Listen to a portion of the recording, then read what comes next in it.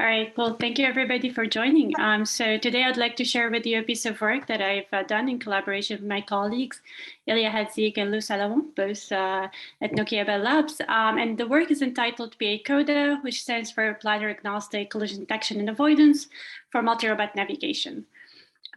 So just to tell you a little bit about myself, I started my PhD back in 2012. And between 2012 and 2017, between my PhD and my postdoc, I was mostly involved in the area of network and optimization. I followed that with a postdoc at INRIA, where I was working in the area of network measurements and systems. And since 2019, I've been with Nokia Bell Labs, mostly focusing on multi-robot systems and more concretely on multi-robot navigation work. We have two series of activities that are ongoing at the moment. One is about studying the communication of robots over wireless. So we have cloud robotic settings, and we're trying to understand, what happens when robots enter these pockets of bad networks and how can we improve the robot's performance. But that's not the work I'm going to be talking about today, but just to let you know about some of the activities that are ongoing in the group at the moment. And the other ongoing activity is that of the multi-robot navigation, which is what I'm going to talk about more today. And a lot of our robotic work is supported by our robotic environment at Bell Labs. So we have a playground in Murray Hill, and a lot of the work that we've done with PA-CODA was tested in Murray Hill, and you'll see a lot of videos about that. But we also have a ground robot deployment in Chennai factory, and that also allows us to explore and experiment with our work. And hopefully we'll have a robot lab in Messi. That's something that we're currently working on, putting it in place. And we also have a drones environment. We have the playground in Murray Hill with these vertical stacks of plants. And we also have a drone deployment with our collaborators, the Aero Farm.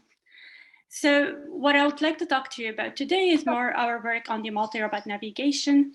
And the genesis of this work was that we were trying to look at how we can transfer existing multi-robot navigation solutions in the real world, in practice. And we chose to look at the problem from the perspective of how can we put it with real-world robot deployments. Now, there's been quite a bit of work out there. We have what are known as this classical MAPF literature, and these solutions, they change. We can talk about complete solutions. We can talk about optimal solutions, but most of the existing work there focuses on these perfect environments. Then we can talk about these reactive solutions, which are the ones that kind of just react when a collision appears, and then we have these learning-based solutions as well. So what we focused on is how can we transfer, more like the reactive algorithms into the real world. But one thing we've observed is that all of these existing solutions were focused on white box robots, meaning robots where you can change their internal navigation stack, which is not the case for us when we talk about the robots that we have at the Chennai factory. And those are more black box robots. So the internal navigation stack of the robot is off limit. So we cannot change that. But robots expose some APIs that we can talk with the robots, but other than that, we cannot really change their internals. So on the Chennai factory, we have mirrors, we have Omrons. These are robots coming from different manufacturers. And the question is, how can we make sure to have these robots coexist in the same space without the ability to actually touch the internal of the robot? And that question actually motivated PA-CODA with the goal of enabling collision-free navigation with minimal set of interfaces to the navigation stack.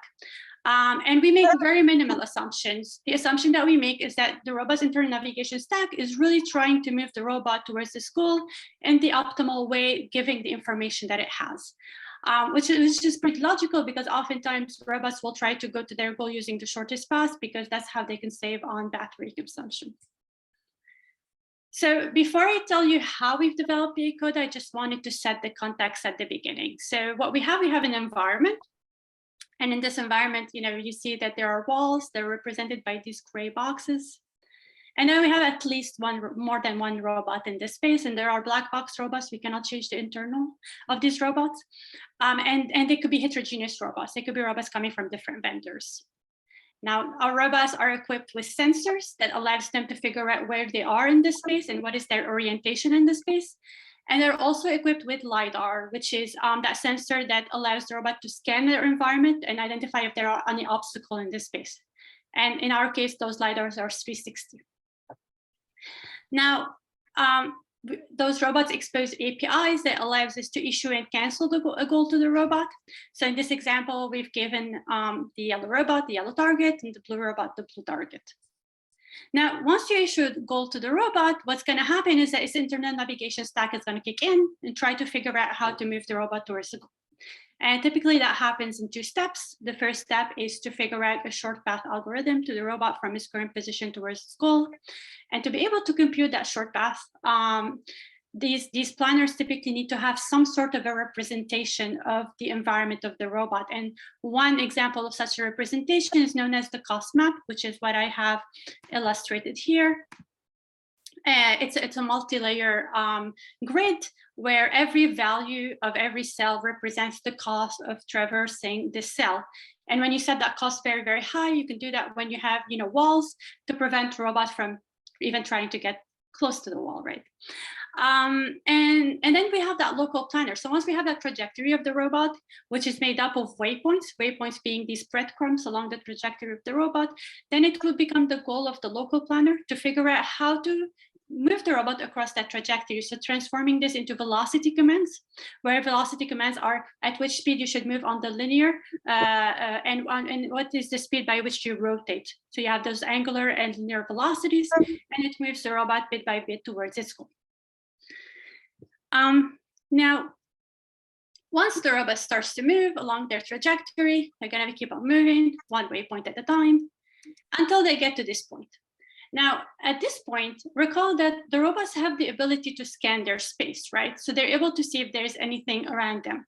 And at this point, they both see that there's an obstacle to their side, right?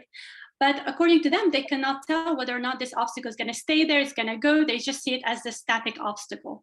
And according to both of them, their next waypoint is actually pretty clear and they can just move there. So they both move and then they end up colliding. So the first question that we're trying to answer with PA-CODA is how could we have enabled these robots from anticipating that collision? Because if we were able to help them anticipate the collision, then we can help them do something about it. And to enable robots to detect a collision before it happens, ideally you want to have a way to identify a space-time overlap. So a moment in time where they're both going to try to occupy the same space at the same time. And in order to be able to identify that, first of all, we need a way to know the robot's own and the other robot's plan. So where is it I'm trying to go? Where is the other robot trying to go? And then from there, if we figure out also at what time we're planned to reach different waypoints along their plans, then we can find that space-time overlap. So the first question is, how can we know our own and the other robot's short-term plan? And recall, these robots are black box, and we only have these APIs that are exposed to us that allows us to get some information about the robot.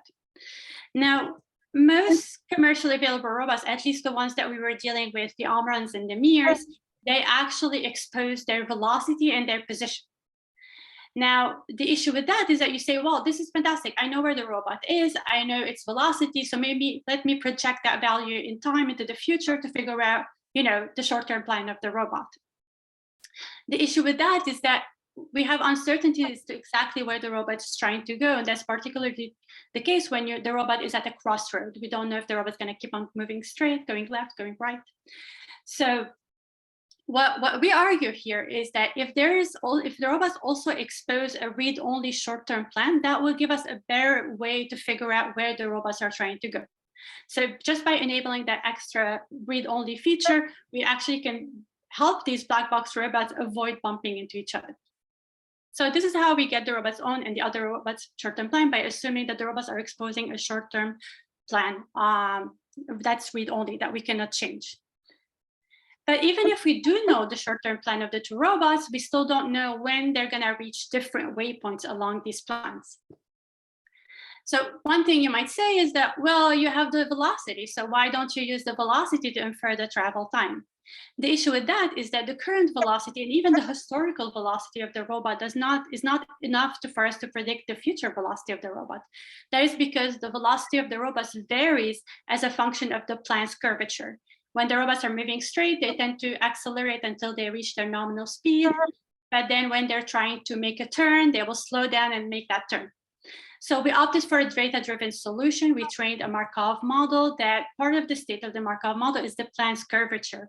And we noticed that with that, we actually are better capable of identifying when robots will reach different waypoints along their plane.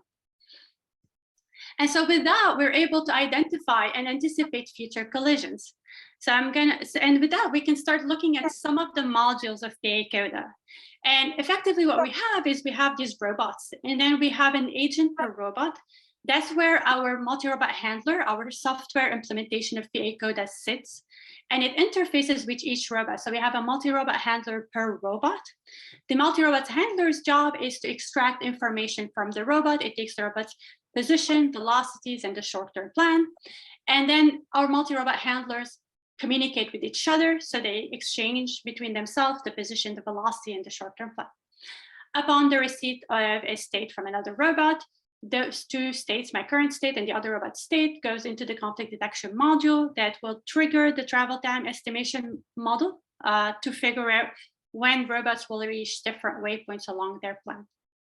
And I'm going to show you an illustration of that. So here we're looking at this from the perspective of the blue robot. So the blue robot knows its own position, which is indicated by the triangle.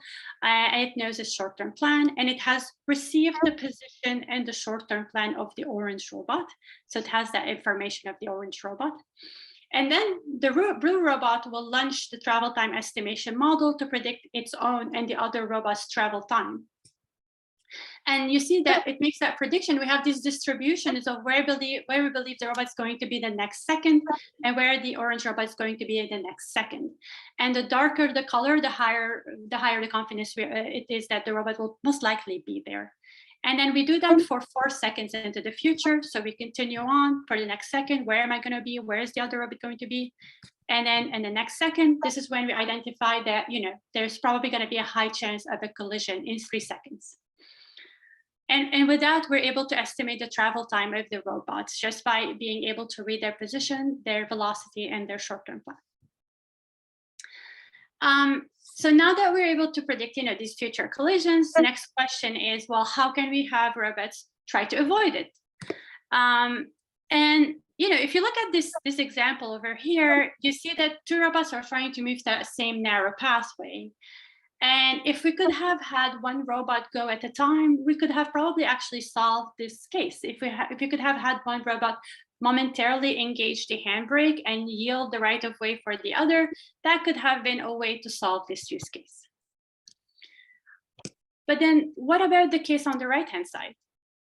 If we had 1 robot momentarily engage the handbrake, would actually end up being stuck because no robot can make its way anymore. And one way to resolve the case on the right-hand side is that if we would have been able to have the robots maneuver around the collision, we could have actually solved this. And in what follows, I'm going to show you how PA-CODA is able to achieve those 2 use cases. Now, when we talk about the first case, the case that can be resolved if 1 robot yields the right of way for the other, that actually brings 3 questions. The first question is which robot should stop. The second one is where to stop. And the third is how to stop. And recall that these robots are doing this independently, right? So each robot is listening on the state of the other robot, figuring out that there's a collision into the future, and then each robot independently needs to decide what to do. There is no more communication beyond just exchanging the states. So they both have to unanimously agree as to which robot should stop. And because we have this decentralization, we opted for a leader-follower solution. So basically, robots are assigned role IDs, and depending on the role ID, the robot is able to identify if it is going to be the one that yields the right of way or not.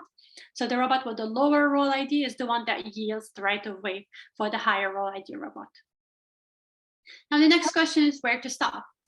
If you stop as soon as you've seen the collision, that's actually going to lead to a lot of waste of time because you're waiting until the collision resolves, and then you're free to continue along your way. Ideally, you want to stop as close as possible to the collision point without actually stepping onto the collision point. And we've actually represents that with the value tau, and tau represents the distance from the collision point that we tolerate, and that is equal to the sum of the robot's radius. So at least you have to stop before the sum of the robot's radiuses so that you don't step onto the collision zone, plus a value s. And s represents all the uncertainties that we have, because robots don't stop instantaneously, they actually slow down and then stop. So we need to cushion for that, but we also have localization uncertainties. And we have this mechanical imperfection of the robot. So to cushion to all of that, we add this value s. And in our experiment, we set s to be an additional meter. Our robots are around 0.35 meter radius. So, robots tend to stop 2 meters before a collision point in our case. And the last question is how to stop. So recall that robots expose the ability to issue and cancel goals to these robots. So one way to kind of create that behavior of momentarily waiting for the other robots to cancel and reissue the goal once the collision is resolved. But another way is that if a robot exposed to us a native handbrake, then that would be fantastic. We can use that. But even if they only expose to us the ability to issue and cancel goal, we can still create that behavior that we're trying to do. It is a little bit trickier to create that behavior when you want the robots to replan around the collision zone. One approach is to say, well, I have the ability to issue a goal to the robot, so why don't I issue an intermediate goal to the robot, and then I can solve the problem this way. The problem with that is that, figuring out the right granularity for these intermediate goals is actually pretty challenging. If you make it to be too coarse-grained, and the robots see that their path is clear and you're asking them to make a weird detour, they're probably not going to respect that, and they're going to cut corners because they don't see that there's any obstacle in their way. Alternatively, if you say, okay, well, I'm going to make it very fine grained so that the robots really follow through with what I'm telling them to do, then that will create a very weird jerky behavior of the robot, and also it will essentially override the planner. What we opted for is that if we had an interface to manipulate the robot's cost map, the robot's view of the world, we can actually induce this behavior without having to overwrite the planner. And so just by showing the robot where the collision point is going to be, we can actually have them maneuver around it. And the question is, how can we do that while eliminating oscillation? And I'm going to show you how we were able to achieve that next. So here's the idea. Recall that we have these two robots, they're moving head to head, they're going to collide in the middle. And just pulling the handbrake is not going to do it. We need the robots to maneuver around the collision. So if we manipulate the blue robot's cost map, if we make the robot think that this zone is actually of high cost, that will actually get the robot to maneuver around it automatically. It will try to replan and move away from that high cost path, and will pick a lower cost trajectory. So it's going to create the behavior that we're looking for. Now, what about the yellow robot? If we were to also manipulate the yellow robot's cost map, we actually do not know which side the yellow robot is going to pick. It can decide to keep left, but it can decide to keep right, but it may actually decide to keep left, which indicates that it decides to keep left. It's actually going to end up in yet another collision. And effectively, the robots are going to be oscillating back and forth between mutually blocking trajectories. So how can we create the behavior that we're looking for while also eliminating oscillations? And so what we found is that if you were to only manipulate a single robot's cost map, you can actually achieve what you're looking for. So if you go back to our example, we've manipulated the blue robot's cost map. The blue robot will decide to keep right or keep left. It can decide which side it wants to bypass the collision zone. But then the yellow robot, as it continues along its way, it will notice that there's an obstacle to its left. And just by viewing this, it will actually decide to go right. It's going to create that behavior we're looking for. And with that, we complete the picture of PA-CODA. So with PA-CODA has the messaging module, the collision detection module with the travel time estimation. And once we detect a collision, the next thing is that we go into collision avoidance. And collision avoidance consists of this shared responsibility. The robot with the lower role ID is the one that yields the right of way for the higher role ID robot. And the robot with the higher role ID is the one that puts in the information about the collision zone into its cost map, and that would trigger it to maneuver around it. If it fails to maneuver, that's because there was no alternative trajectory. Then they will enter into the second mode where the other robot will just yield the right of way for the high reliability robot. So what I'm going to show you next is like just high level results of PA-CODA, and then I would like to show you a video of PA-CODA with the Jackal robots that we have in Murray Hill. So PA-CODA was implemented as a ROS node. It was implemented on top of the publicly available ROS navigation stack. We tested it with real robots, between 2 to 4 Jackal robots. All the Jackal robots were equipped with a VLP16 LiDAR. We had a cloud robotics setting. So on board, the robots only pick up their sensor data and then they offload it to a VM. And the VM is taking care of doing everything, actually. All our systems were running Ubuntu 18 and we're running with ROS Melodic. We've tested across 4 different scenarios. We compared against one existing work from the literature known as COCALU, which is a white box solution, actually. But the point of that comparison was try to understand how far we are from white box solutions. And the metrics that we report are success rate and travel time span, where success rate is, well, every scenario, we repeat that 10 times. And we look at success is if all the robots make it toward their goal. So and then we look at how many of our scenarios we ended up having all the robots make it toward their goal. And the travel time span is the time the last robot reached its goal. In terms of success rate, across all of our experiments, we achieved 92 to 100% success rate. And I'm going to go back to that number, that 92 number. I'm going to explain that when I talk about the future work. We know what was the reason behind the failure scenarios, and that's actually on our to-do list. And I'll talk about that in a couple of slides. In terms of make span, we achieve 1 to 3 times lower make span than the upper bound, where upper bound is the most conservative solution, where we have robots move towards their goal one at a time. And in the case where we achieved comparable result to the upper bound, that's because there was no other solution but to have robots move toward their goal one at a time. And that was when we were asking the 4 robots to go through a single narrow door. And I'm going to show you that example in the videos. In terms of the make span compared to COCALU, we actually achieved 2 times higher make span. So when COCALU achieved a 15-second make span on an antipodal scenario with 4 robots, we achieved 30 seconds. Now, there were a number of reasons that contribute to why we have a higher time penalty than COCALU. One of which is that they were running with turtlebots. We were running with Jackal robots. So Jackal robots are heavier. Turtlebots are lighter, so they tend to accelerate much faster. Turtlebots are smaller, so they have more maneuver space. And the other thing is also the fact that they are a white box solution, where we are a black box solution. If you look at their trajectory, it's actually, they make this perfect maneuver around the collision zone, whereas for us, we make a bit of more of a detour. It's hard to tell exactly how much of our time penalty has to do with white box versus black box, given all the other confounding factors. But among on our to-do list is to actually do a more comprehensive comparative analysis. At the moment, the way we did it is that we just replicated their scenario, but we did not re-implement their solution in our environment.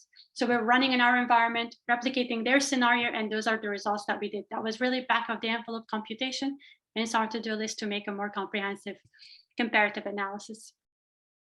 So now I'd like to show you a video of PA-CODA with real-world experiments. All the videos that you're seeing are with real-world robots, but it's at 2 times the speed. And the first experiment is with 2 robots moving head-to-head. So here what you're looking at is 2 Jackal robots that are equipped with a single robot planner, meaning they have the same capabilities as the Omrans and the Mirs in the Chennai factory. They're able to scan the environment, figure out if there's any obstacle in this space, and try to maneuver around it. But if the other obstacle is a reactive entity, they're gonna enter in trouble. So we're gonna see that in a minute. So they're moving. You notice that they both detected that they saw there is an obstacle in their space, and they both tried to maneuver around it. Only they both ended up picking the same side to maneuver around it, and then they ended up effectively colliding. Now, this is the solution with PA-CODA. In this example, the robot with the higher role ID is the yellow robot. So you're going to see that the yellow robot is going to manipulate the SCOS map, is going to figure out where the collision zone is, and it's going to maneuver around it.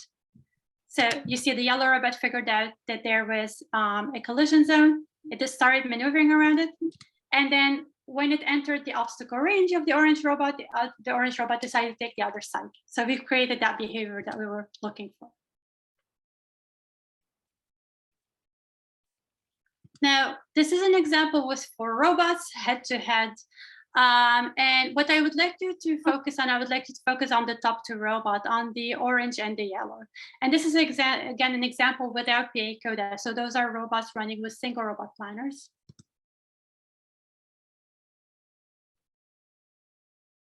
So you notice the yellow and the orange were trying to move. They're going to collide.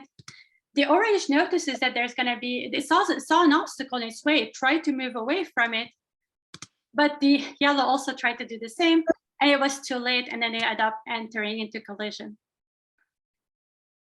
And this is with PA-CODA. Now, in this example, for the top 2, the yellow is the one with the higher role ID, and for the bottom 2, the green is the one with the highest role ID. So they're going to be the one reacting first, and the other 2 robots will follow through.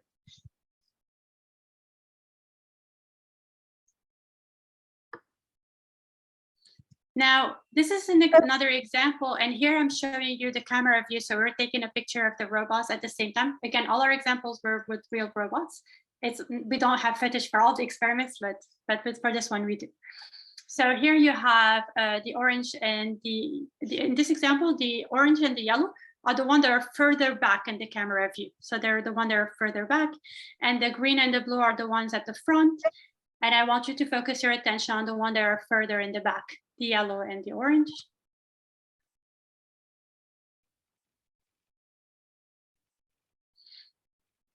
Again, that was an example without PA-CODA, and the robots ended up colliding.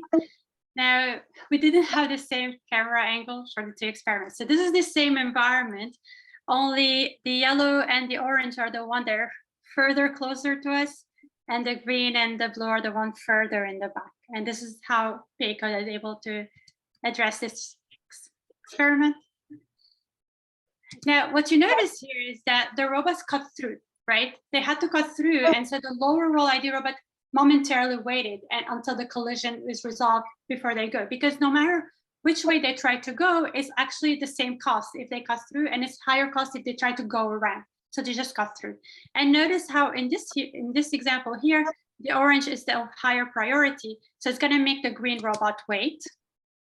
It's got to go through. And once the path is clear, the green can go ahead.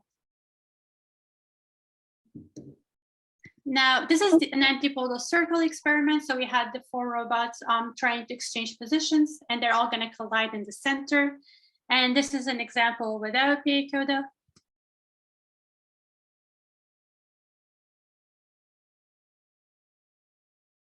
They just end up in a mosh pit, essentially. And this is the example with PA-CODA. And they're just going to go through the circle 2 at a time, basically.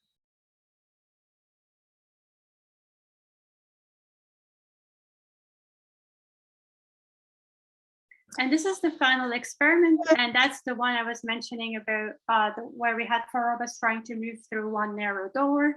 And this is the example without PA-CODA. They're all getting stuck at the door. And this is with PA-CODA. And you notice that the highest role ID robot goes first, which is the yellow. The second highest role ID robot goes second, that's orange, followed by the green robot, and then finally the blue robot.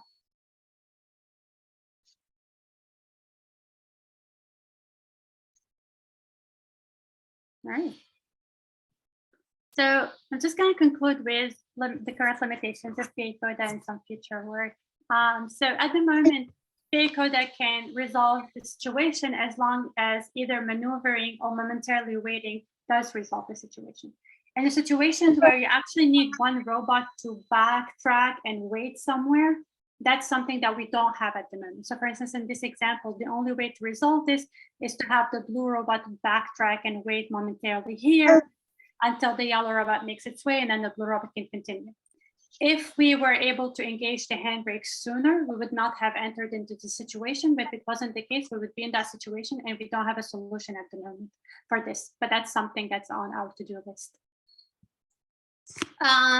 So in conclusion, what I presented for you today is PA-CODA, which is this system that allows black box robots to coexist in the same space and with minimal set of interfaces. So if robots exposed to us their short-term plan read-only, if they're exposed to us the ability to momentarily make them wait, either through a handbrake or canceling the goal, and if they expose to us an interface to manipulate their cost map, we can actually enable collision-free navigation for black box robots, and we've tested that with real robots in the real space. What we're doing right now is we're looking at doing scalability tests. So we're trying to run the robots with a bigger fleet, 10, 12 robots, and that's something that we definitely need to do in simulation. So we're working on a simulation environment that allows us to do so. Another thing is that robots communicate. They rely on exchanging state among themselves. So there is delay in the communication that will affect the freshness of the information that we have. So we're looking at incorporating delays, so performing delay compensation on the messages that we have. And now I would like to go back to that success rate of 92%. Most of the failure scenarios that we saw had to do with the fact that robots cut corners. Our current travel time estimation model predicts where the robot is going to be on the advertised plan. If the robot diverges from the plan, and they can do so, then our prediction is no longer accurate. And all of the failures that we saw had to do with cases where the robots diverged from the plan. And together with Lou, we're looking at how to improve this by developing new models that can learn cutting corners. Both Lou and Antonio are collaborating on this at the moment. And the other thing that's on to-do list is to extend our comparative analysis. So we're looking to recruit an intern for next year that will help us transfer existing solutions into our environment so we can do more head-to-head comparisons, more apples-to-apples comparisons. And finally, it would be evaluating our system with commercial robots. So actually deploying that in the Chennai factory. All of our tests right now were with white box robots, but we've limited ourselves to the interfaces I've mentioned above, but we haven't really tested this with real black box robots. And that's it. Thank you for listening, and I'm happy to answer any questions. Thank you, Sara. Any question in the room or on the bridge? Perhaps I have one. Yeah. François? Yes. Okay. Thank you for the nice lecture. So I have a question, which is in terms of the methodology. I mean, you want to compute trajectories, and this is it seems there is a game theoretic framework underlying, and there is this theory of differential games. I mean, can one rephrase some of this in terms of the solutions, or even the optimal solutions? When you define a cost function, you could mix the avoiding collisions and I don't know, some sort of shortest deviation from your initial path. Can one rephrase this in terms of differential game theory? So if I understand your question properly, you're wondering if whether or not when we figure out the trajectory at the beginning, can we make it just not intersect with the other robust trajectories, like from the get-go? Yeah, right. I mean, as you expressed, I mean, you have to create priority, so there is a randomization, a little bit like in game theory. And more broader question, I mean, can one embed this viewpoint of yours into game theory, given that game theory includes through differential games? I mean, something which are where the decision is a trajectory. So recall that we had some limitations at the moment because we couldn't really change the trajectory of the robot. We can only manipulate their view of the world to have them maneuver around the collision. So if there are some game theory based solutions that can fit in, that would definitely be something that can be explored. The thing is that we did not have control as to crafting a trajectory the way we want it. We can only just manipulate the robot's observations and then it's up to whatever planner is running internally to figure out how, depending on how it's implemented, it will react to it, but we didn't have control over that. I don't know if that answers your question. Partly, thank you. Okay. I have a question on my side, or maybe two.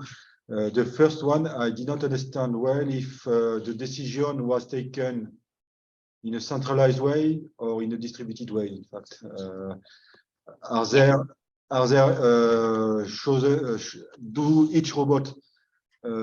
does each robot choose independently, or is there something centralized that decide for them? No, it's actually decentralized. So we had an agent interfacing per robot. So for instance, we had a multi-robot handler interfacing with the yellow. We had a blue interfacing with the blue. They're only exchanging their information among themselves. They're exchanging each other's position, velocities, and short-term plan. And they're independently deciding how to react. They're independently detecting the collision and independently deciding how to react to it.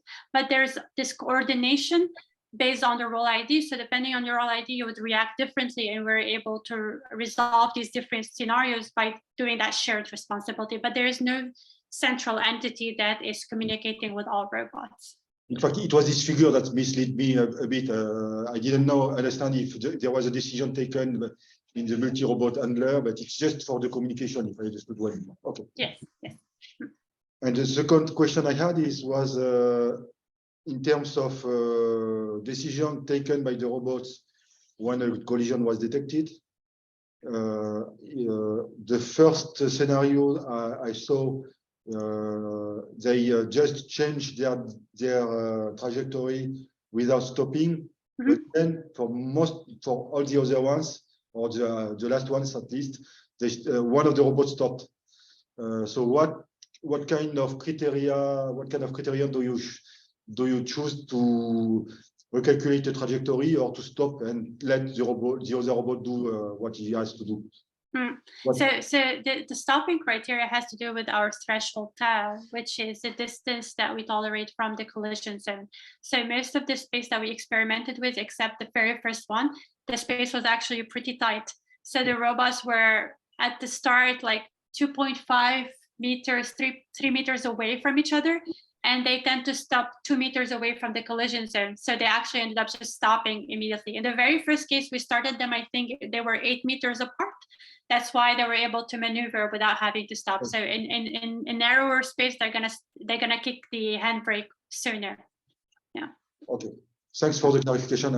I think it's a good strategy to have one stopping. Yes. It's most of the scenarios except the last one you say that were. That's true. That's true. Yeah. Other questions? Someone on the bridge? Please stop. Yes, I have. Yes, yeah. Thank you for the very nice talk.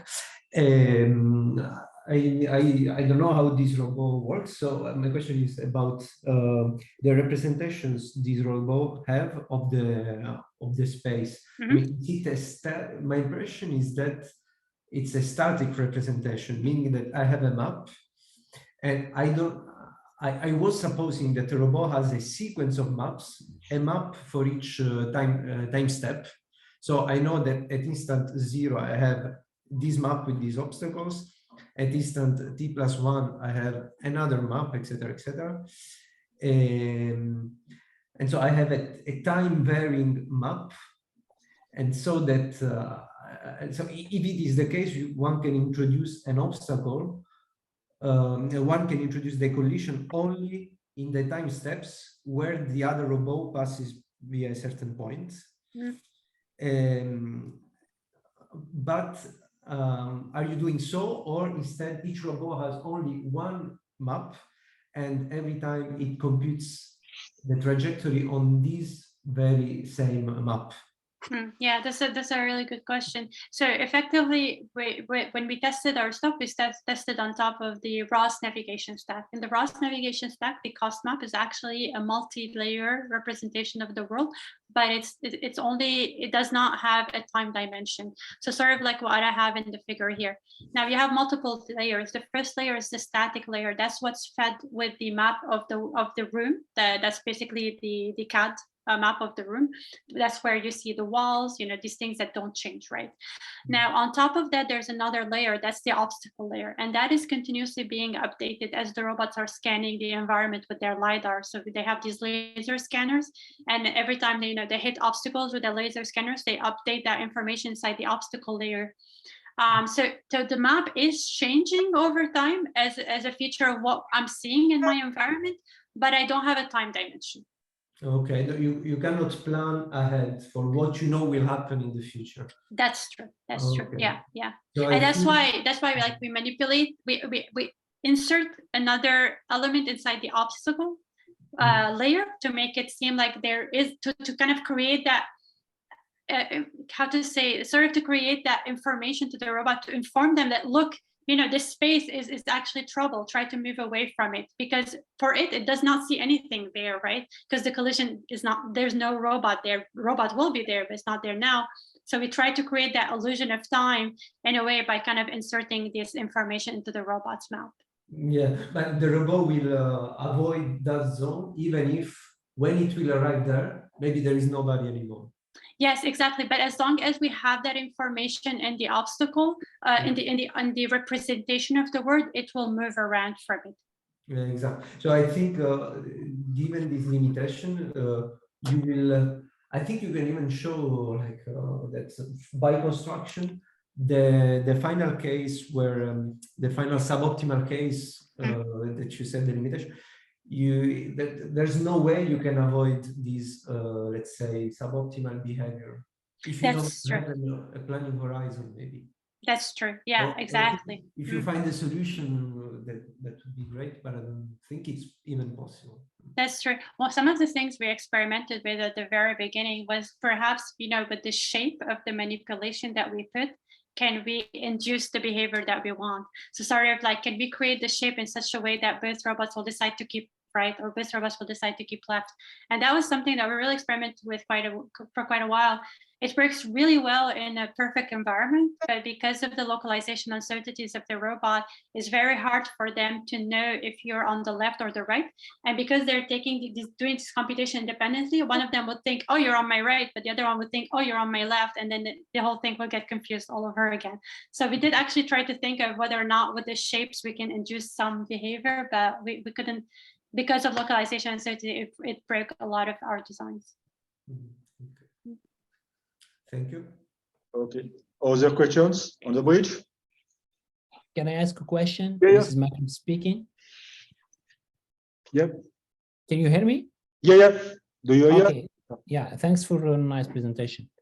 I'm just, maybe for the first question, it's let's say an extension of the question already asked by Ludovic, I think.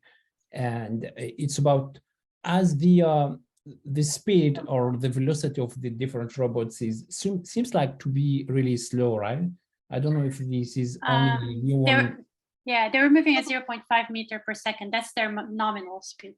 Yeah, and so in this case, the question is, why not centralizing the decision? So this will solve the, the issue differently, right?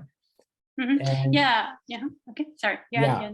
I'm just, I'm thinking about my second question is, I didn't find many details on the uncertainty, where this uncertainty is coming from, actually, and technically speaking, how this is actually dealt in your modeling, actually.